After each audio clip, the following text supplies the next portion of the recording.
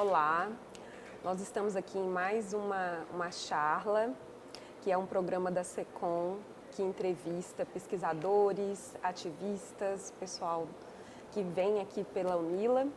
E hoje conosco nós estamos recebendo a Moema Wieser, que é uma educadora popular, ecofeminista também, facilitou vários tratados internacionais, ajudou a organizar Rio 92 e foi uma das 100.000 mulheres indicadas ao Prêmio Nobel da Paz coletivo. Então hoje nós estamos aqui muito emocionados e felizes de receber mais uma vez a Moema para conversar com a gente um pouquinho aqui. Moema, bem-vinda.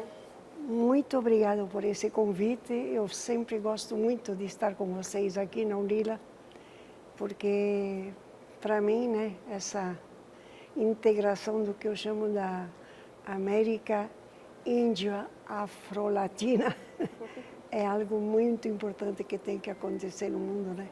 Isso. E que bom, Moema. Então, para a gente começar aqui a nossa conversa, né?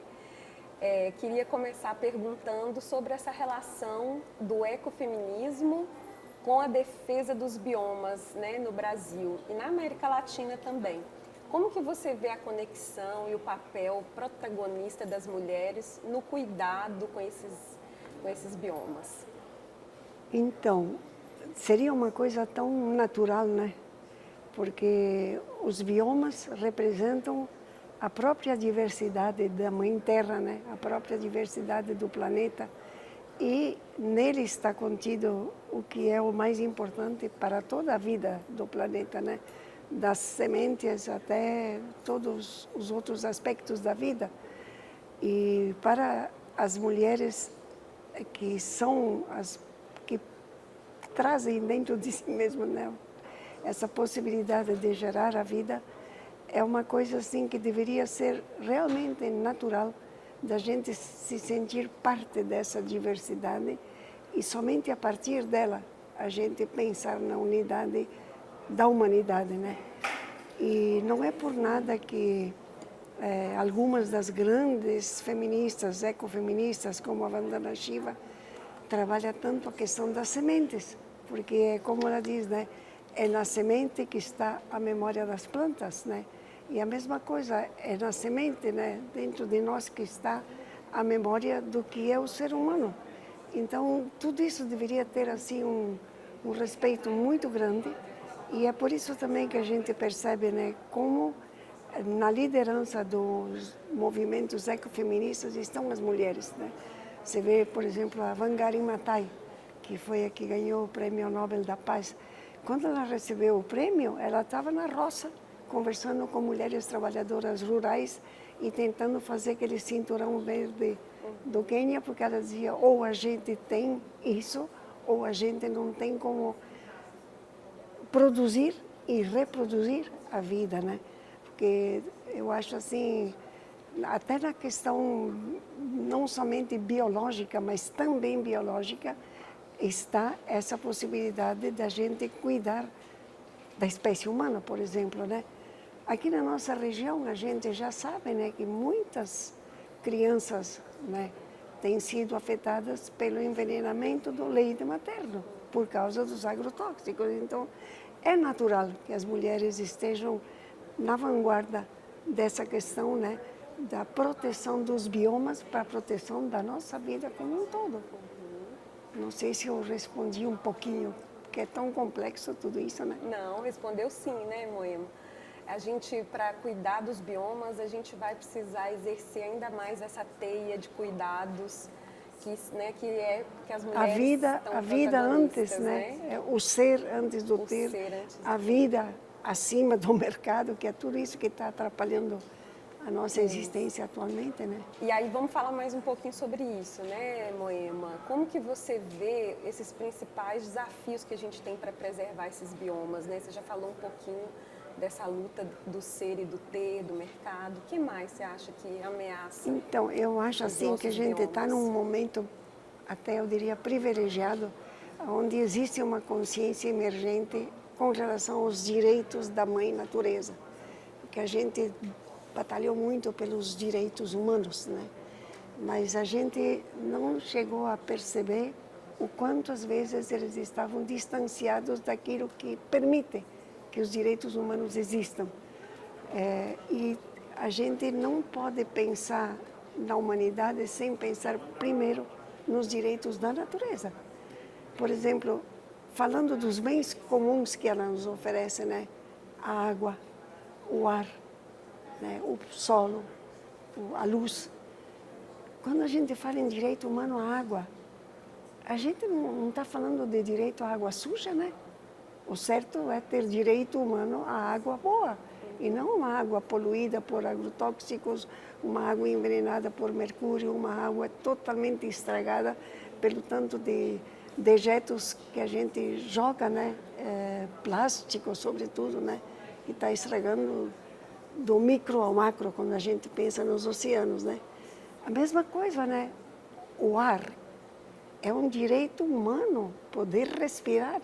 E como você faz isso quando agora a gente está nesse momento de ver tanta floresta queimada e queimada tristemente por causa de, muitas vezes, da ação humana? Então nós temos que começar a pensar do outro jeito, né? A terra tem esses direitos e dentro deles estão os direitos do ser humano, né? E a mesma coisa, né? Sabe? A gente tem que repensar também até a construção dos edifícios, tudo onde a gente mora, né? Porque parece que a gente se esconde da luz que nos é oferecida e para viver de tudo que é artificial. E o solo, né?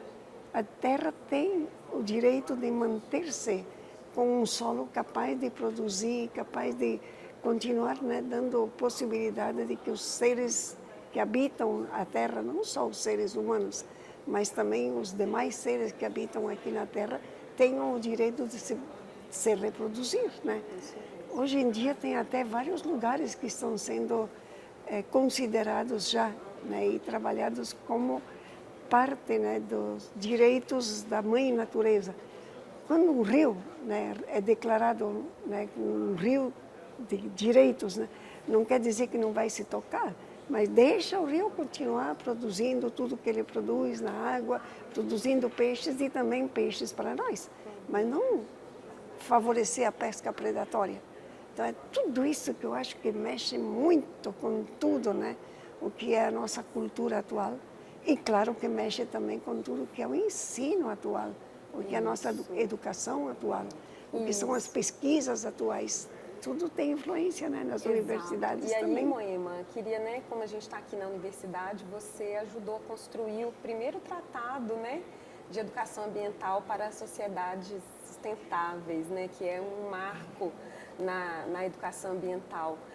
Você quer falar um pouquinho dos princípios eu acho que o importante desse tratado de educação ambiental é que ele foi tipo assim um marco divisório na educação ambiental, que era muito vista assim nos prédios escolares, né, nos bancos da escola, em vez de ser visto como um processo permanente de aprendizagem na escola da vida, independente da formação acadêmica que nós tenhamos, né?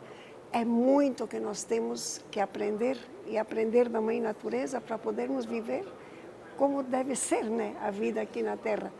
E o tratado foi assim um marco no sentido de mostrar, né, como em qualquer espaço a gente deve estar procurando fazer educação ambiental, nos espaços públicos, nas igrejas, nos sindicatos, nas associações, né, nas universidades, né. A educação ambiental deveria atravessar os currículos, né, para que a gente pudesse ter cidadãos que saem daqui da universidade realmente como cidadãos locais e planetários, né? Porque mais do que nunca hoje a gente está numa sociedade globalizada, né? E a gente sabe que aquilo que nós estamos fazendo aqui é um modelo global que está sendo vigente e que nós temos que ir trabalhando para ir modificando aquilo que não convém, não só para a espécie humana, mas para os demais seres que habitam nesse planeta, né? E a educação ambiental, no espírito do tratado, é tudo isso. É um convite a essa ascensão nossa a um espírito de aprendizagem permanente, do começo ao fim da vida. ainda vai sobrar para De aprender. aprendizagem contínua nessa nossa casa comum, né, Moema? E sempre individual e coletivo, sim, né? Porque ninguém é uma ilha, né? Então, quando a gente pensa na educação, né, é uma formação e uma transformação pessoal, mas que se reflete, né, como dizia o Gandhi, né? Quando um ser humano se transforma, ele transforma o mundo ao seu redor, porque trabalha em conjunto com os demais que também estão se transformando. E é tudo isso que a gente imagina que deva ser a educação ambiental e muito mais, né, nesses tempos de emergência climática. Isso, Moema. Vamos falar um pouquinho, né, desse desafio que é a gente enfrentar as mudanças climáticas, né? E nesse momento a gente precisa cada vez mais plantar água, né? Você trabalhou durante muito tempo, né, no projeto, como consultora do projeto Água Boa, que é um programa premiado, né, pelas Nações Unidas. Qual a importância da gente plantar água hoje, né, Moema? Então, é isso, né? Porque a água está em tudo, né? Desde que a gente é formado no seio, no ventre materno, né? Até o que é a vida em sociedade, ela não é possível sem água. E não é possível sem água boa, mas ela não é um bem infinito, né? Ela é finito. Se nós não cuidamos, ela vai deixar de existir na medida das necessidades, e não é por nada que se fala tanto, né, que a próxima guerra é a guerra da água, né? E ela já começou, né? Imagina que em 2020 a gente levou um susto com a notícia de que a água foi colocada na bolsa de valores, né, para ser vendida como vende o trigo, como vende a soja, né? Isso é muito sério, né? Está na mão da Nestlé, está na mão da Danone, né? Em vez de ser algo que deve estar à disponibilidade dos seres todos, né, os habitantes da Terra, não só os seres humanos. Então, é um desafio muito grande, né? Primeiro, eu acho assim, um grande esforço de despoluir o que a gente sujou, né? Que não é pouco. Sim. Mas outro, como você diz, né? É aquilo que a Carta da Terra já fala, né? Prevenir e regenerar. Então, aonde temos água suja, água mal tratada, tem que fazer esse trabalho grande nas políticas públicas, né, de rever, né, o tratamento das águas e que ele seja para todos e não para alguns poucos, né? E por outro lado, essa questão toda da precaução, do envolvimento com a água nas nascentes. Existe até uma coisa interessante que está começando a ser divulgada agora no Brasil, que é uma rede de guardiões das nascentes, que descobrem onde estão as nascentes e veem bem claramente, né, como isso tem que ser protegido. Lá em Brasília, por exemplo, conseguiram toda uma área que eles chamam a região da Serrinha, né, que estava sendo muito visada pela empresa imobiliária, parasse porque descobriram 99 nascentes e estavam cadastradas no município somente 10. E de 10, com a comunidade, passaram a fazer esse trabalho de descobrir as nascentes e encontraram 99. Então, são coisas assim que eu acho assim, é uma forma nova até de pensar o que tem que ser dado prioridade, né? Também nos trabalhos universitários, né? Como esse trabalho das nascentes, eu acho que poderia se encaixar com muito mais amplidão, né? Nos trabalhos de extensão, por exemplo, Isso, né? nas nossas ações de extensão, né, Não é? Moema, também. Nas E pesquisas, muita outra né, coisa com a também. qualidade da água. Esse trabalho incrível que você fez de paradiplomacia, né?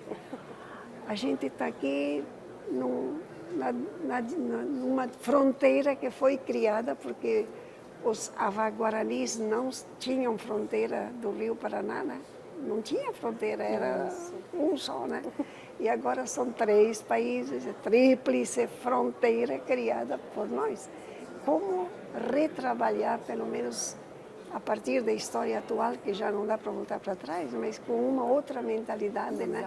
Onde não só os governos têm que dar conta a cada um do seu país, mas a sociedade civil também participar, as universidades participarem, as empresas participarem, de se pensar como um território, né? E aí a unidade desse território está feita a partir da água, né? E uma biorregião, né, Moema? É uma Nós somos biorregião. uma biorregião aqui, Sabe né? que eu estava acompanhando as notícias da COP da biodiversidade e eu fiquei muito emocionada quando vi que querem declarar a Amazônia como uma área de direitos, né, como um ser de direitos. Eu disse, e se a Bacia do Prata fosse declarada um dia? Também, Ia ser de direitos, ia ser uma coisa muito grande. Mas quanto para ser feito, né? Não é, Moema? E aí Fica a dica pra gente, né? Trabalhar e aí também. que eu vejo, né, assim, o quanto tem que se trabalhar na educação ambiental no sentido da formação dessa nova cultura, né? Dessa nova cultura. Não é pouca coisa, não, né? Não. É um outro jeito de ser, porque é um outro jeito também de pensar e de viver, né? Exato. E aí, Moema, para a gente encerrar, que dicas assim práticas do cotidiano você acha que tipo de mudança a gente poderia, né, para quem está assistindo, já aplicar hoje, assim, para que a gente possa cuidar Eu da penso nossa casa assim comum? que a gente pode sempre estar pensando em vários níveis, porque nós nunca vivemos sozinhos, né? Mas eu acho um aspecto importante é também a gente partir de si, né? Partir de si mesmo, né? Cuidar de si mesmo, né? O lixo zero teria que começar na própria casa, né? E isso já é importante. Ali fora o lixo zero, essa questão de como cuidar, né? Como pensar a água de outra maneira, por exemplo, como pensar os alimentos, como cultivar onde a gente tem possibilidade de cultivar algo, né? Eu acho que tudo isso já é um jeito novo de ser, né? Como cuidar muito mais dos espaços, como ajudar as pessoas a entenderem, né, que é melhor não colocar tanto cimento, né? É muita calçada e além da calçada vai mais cimento ainda. Sabe, deixa o espaço verde, tem tanta coisa que parece pequena, mas não é quando ela se multiplica, né? Claro. E a outra coisa, sim, eu acho, como a gente aproveitar o que existe, mas se não existe, ajudar a criar associações, grupos, coletivos, né? Roda de conversa a respeito desses temas, né? Que são urgentes, né? A questão das mudanças climáticas não é brincadeira, né? A gente vai pegar fogo logo mais se a gente não cuida. Com certeza. E aí eu acho assim, né? Precisamos realmente rever o que significa fazer política e como ter municípios mais sustentáveis. Com certeza, Eu fiquei Moema. bem preocupada com essas eleições municipais desse ano de 2024. Dá a impressão que o pessoal até cansou de votar e se vai votar, vota naquele que já está, né? Por isso que fica a dica, né, para que a gente possa sempre trabalhar em rede, né, Moema? Isso. Esse foi o seu legado, né? Está aqui no Finalmente. livro da Moema. Então a gente encerra por aqui, Moema. Gostaria de te agradecer. Eu também Pra gente agradeço é um muito prazer e ter eu acho você que aqui. nesse espírito de rede, eu acho que a gente pode realmente perceber assim o quanto nós podemos aprender dos mais variados espaços, né? Nesse momento, quanto nós podemos aprender das comunidades indígenas, das comunidades quilombolas, dos pequenos produtores da agricultura familiar que temos tantos aqui na nossa região. Aprender, aprender e aprender. Eu acho que o verbo a ser mais conjugado é o verbo aprender nesse momento. Que bonito, Para Moema. poder ser sustentáveis. Né? Isso. Então, agora a gente encerra essa charla. Esperamos vocês na próxima.